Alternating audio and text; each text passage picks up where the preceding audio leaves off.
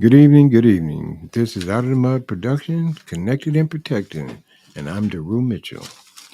I want to start this evening off with unifying like minds because I feel that most of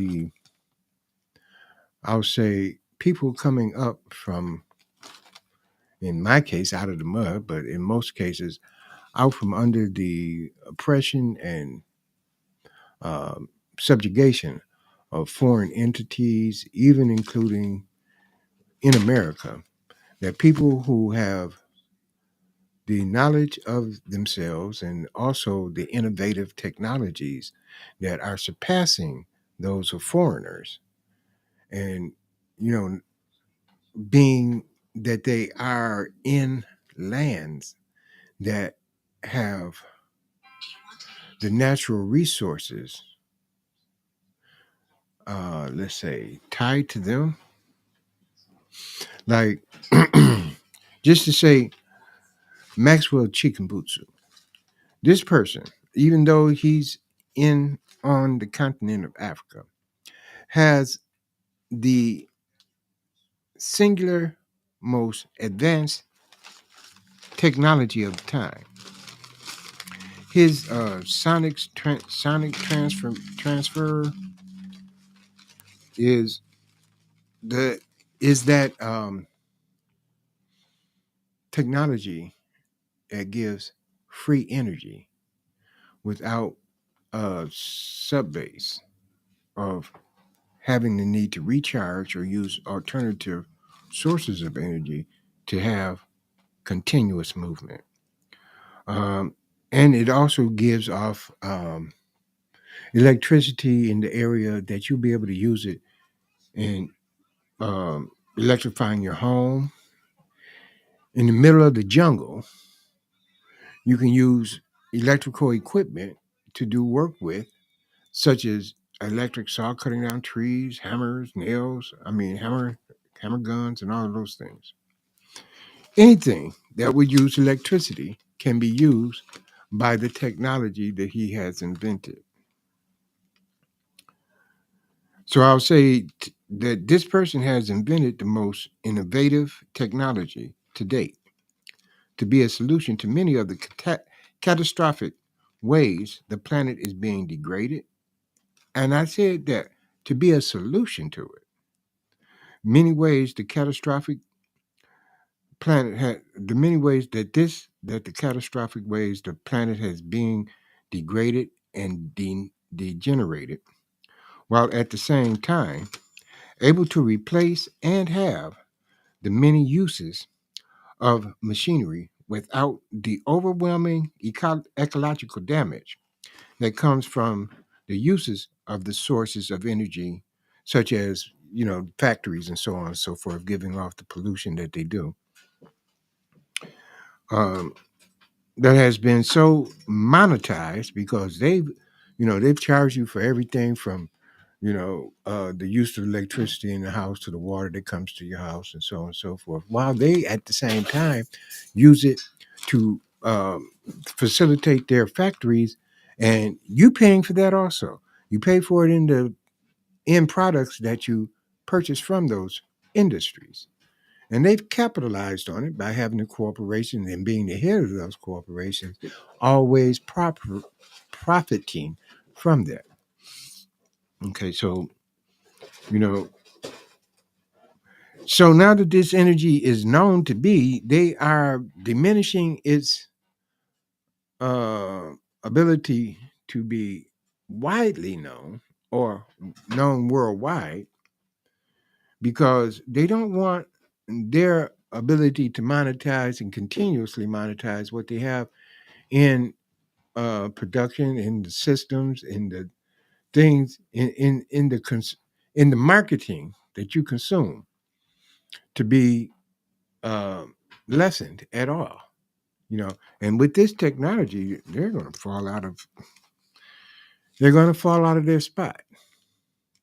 So that's going to allow for um, a people who was always under to rise up and even rise above. To say that, let's see. so as not to allow the new form of energy. This, yeah, that is to say that the sources of energy that has been so monetized that the monopolies and their holders are in desperate sorts to not allow the new form of energy to replace them. I myself see a chance and a change of, of magnanimous proportions, a magnanimous change that gives place to the worldwide wealth transfer from the source of wealth that are the raw materials that are under that are used in making the things around the world. And I say that because Maxwell Chikumbutsu inventions is it's not going worldwide. It's not going viral. They have kind of curtailed and put a lot of skepticism in the fact that, you know, even though there are those vehicles, those various uses that he has integrated his technology into that can be purchased, they want to say there's so much skepticism in it because they don't see that it should work the way that it does work because it's not within their knowledge of how he has transferred um, beyond how he has how he has transcended above their knowledge of physics so that he has invented this and they have no concepts of how these things can be. And with that, I'm going to just say that's one mindset that people ought to give a place to because, as we all know, anyone can claim to invent something. And it can be usually traced back to someone else having have invented it and then they were stifled, they were taken out the box, their inventions stolen, most of them because of the systems that are in place, the monetization of products that they had in the marketplace would have been drastically either reduced or made non-efficient. And those technologies that were invented were stored, hidden away, or destroyed along with their inventors so that they could not come into the public domain and wreak havoc on the systems and the corporations that were already producing those things on the basis of them being in power. And that power they don't want to give up to this day, and they haven't. But yet and still, we have technology that is going to surpass it, and it's going to be in different hands so that, you know, they're going to be different people. And I think these people will be much better for, excuse me, I think these people will be much better for the world than who are in, shall we say, power now. And I'm going to say this about the continent. I spoke of Africa, so that's the continent that I'm speaking of. Even though it's few and far between that like-minded people are coming together because the structures that have always been in that continent devising ways of keeping people divided for their benefit, and I mean foreign countries going into one continent and subdividing it like what occurred at what was it, the Paris, whatever. Anyway, they did it. Portugal, Spain, Italy, France, all of those foreign countries went to Africa and took one continent and cut it up like a pie or broke it up like puzzle pieces. And they decided then, okay, the only way we can maintain our um, subsequent dominance over these places were to, pit one side against the other, pit one people against another from a different land that wasn't that far away, but yet and still they had different cultures.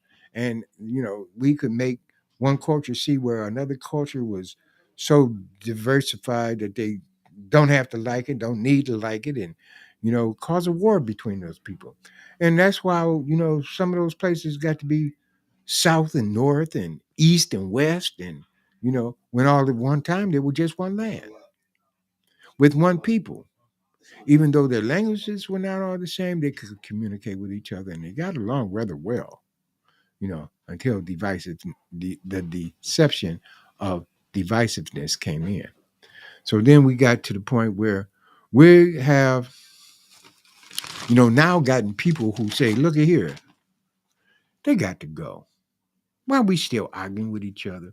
Why aren't we progressing to the point where we're able to take care of our own people? And then we have them telling us we're so dependent on them that we're a piss poor country. And we're not so piss poor because evidently they don't want to leave and they still want to utilize all of the natural resources that we have to promote their world, to build their world, to build, to even have the use of materials to make weapons that they can use against us. Okay. And then at the same time, they also take the raw products, produce products over there, bring them back here, charge us 4 times the prices for them. So how are we losing? We're losing from being ununited by being, we don't even recognize that we have a common enemy. We're not unified in those thinkings, you know. So now that there are people standing up and there are groups that are unifying, and even from those people, and I'll call some names: Ibrahim Torre, you know, Labumba, and a few others, a whole lot of others, really, who are now speaking up and saying, "Look, we got enough of that," and our people have enough of that. They're not liking that they're always without, and everything that they're having to get starts out with them, but it ends up coming back to them and they have to buy it. They have to pay for it. There's not even a even transference there. Let y'all get so much of this, and what you give back in finished products ought to be free to us. But that doesn't happen either. So, you know, um, I see that the uniting of the continent to make it a one parcel landmass, and that is called Africa. The most unifying overstatement of unity. One people, one land, and one way of life, always producing the best for the benefit of the masses, of the people of the land. Using the resources of the land for the people of the land by the people of the land, which is what is going on in like Burkina Faso, even though they've, shall I say, traded with Russia and China, and these people, in various places in Africa, and I find that America has a little bit of a problem with that because they can't, they can no longer trade with Russia and China in the same manner because of the wars that's going on, the what do you call it, the tariffs that they've instilled, the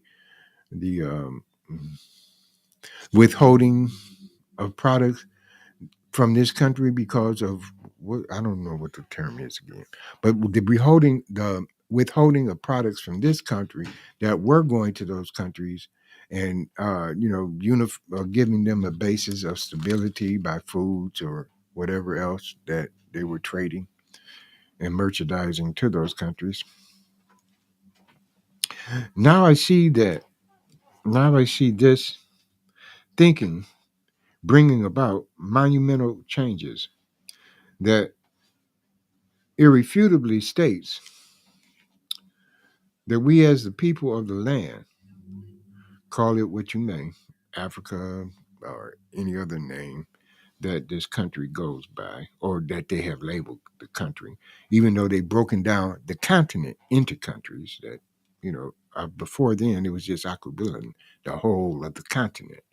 And, you know, our first going to remove the use of it by foreigners or people of other lands above the use of the people that are in the land. And this here is being implemented by hmm, a master military person that has that is backed up by the people wholeheartedly. And that is Ibrahim Toure, and in Burkina Faso, which he also took by a coup, after a coup, gave and has so much support from the people of the land that they brought in other people such as Mali and another state, but they're unified now, and they have military might that gives trepidation to anyone seeking just to come in and say, okay, we're going to wipe y'all back out. They've kicked out France, and they have some other European countries trembling because they see their hold on the universal raw materials, wealth of that continent being taken back from them.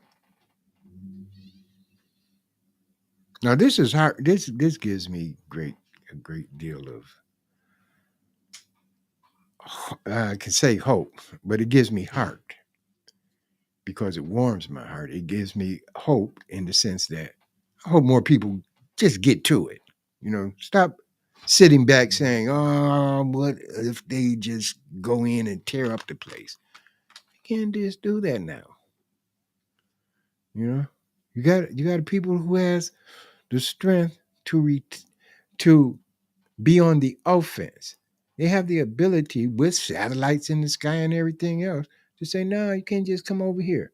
We're gonna stop you halfway in most cases and meet you outside of our lands, even though there may be other parts of the continent.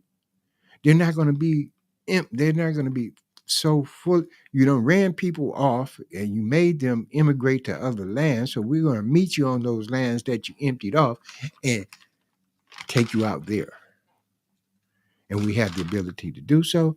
So come on if you want to, but at the same time, we're not inviting you to do this. You know, we would rather continue our own personal rise, and then once we get to the point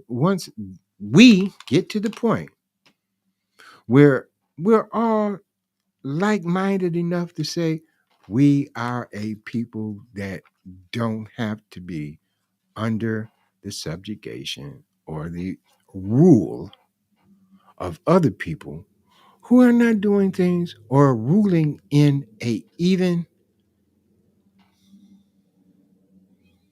fairness. They're hoarding wealth. They're hoarding materials that are signs of wealth, but they put wealth. I mean, as far as I'm concerned, we can go and get a certain rock that's so plentiful that we can use that for currency. And what are they going to do then? Trade amongst ourselves. Use this as our currency. Just let them have their own market. Let them have all the wealth that they've gathered and use it amongst themselves. And then they can't bribe us with that because to us it's useless. You understand? But we will have let's just say, okay, we will have like say a minting process that says we got these rocks, but we're gonna put our mark on these rocks, and you can't have, you can't just bring your rocks over here and they're unminted and use them in our currency. That's that aspect of it. Now, to the same extent, we have the ability to link up with that continent, and it has its eyes on us also, because irregardless as to what we think, even those who have the least of knowledge can go over there and teach those who have less. So and I find that they, in most aspects, have not said, "Don't come this way." You understand? In a lot of places I've seen the invitation, the wide armed invitation that actually they gave to those foreigners in the first, but they are welcoming us back, knowing that we are a part of a diaspora that occurred at one point in time. And they can't say that it didn't occur. It's written and it's documented in so many places that they want to now say they are. But that's par for the course. They've always done that. They've always switched it around, made themselves us, and us nobody. We don't. Some people don't even know where they came from, and they were always right where they came from. So I'm going to say that in unifying the mindsets and the people and the ways of life, that we're attaining more over than what we have always had, because this the way that Maxwell Chickenbutsu's got his invention, he said it came from God. So huh? Maxwell Chickenbutsu. Maxwell Chickenbutsu. Huh? Maxwell Chickenbutsu. He actually said that he got his information from God as to how to put this technology together. Now, that goes in many ways that it can be taken, but at the same point in time, I take it that in his highest mind of knowing the needs of his people, he came up with the invention that gave free energy, and it can go worldwide. And what's that going to do when it knocks out all of these power structures, or knocks out all of these industries that have built their whole industry or systems and all around monetized power, and you can have it for free. With that, I'm going to say that it doesn't even cost you to think, but it will cost you the least. It will cost you the least to pay attention, and things are being said and done at present time that a whole lot of people aren't paying attention to. Even the slightest bit of attention. I guess you're still caught up in the fact that you got a workaday world and you got to put all your energies into maintaining all the things that you maintain. And when it adds all up, people of like mindedness can ease that up for you, because we have people who are knowledgeable in finances, we have people who are knowledgeable in government, we have people who are knowledgeable in geography, we have people who are knowledgeable in the sciences. So all we got to do is combine those like-mindedness, and then we can go in and get whatever out of those areas that we need individually. But we got to look to ourselves to give it to us. And with that, I'll say, let's unify in those type of ways, and consider that it gets greater as we get greater, and we're getting greater. With that, I'll say good evening, and I'll see y'all the next time. And that was Unifying Like Minds on Connected and Protected with Dehru Mitchell.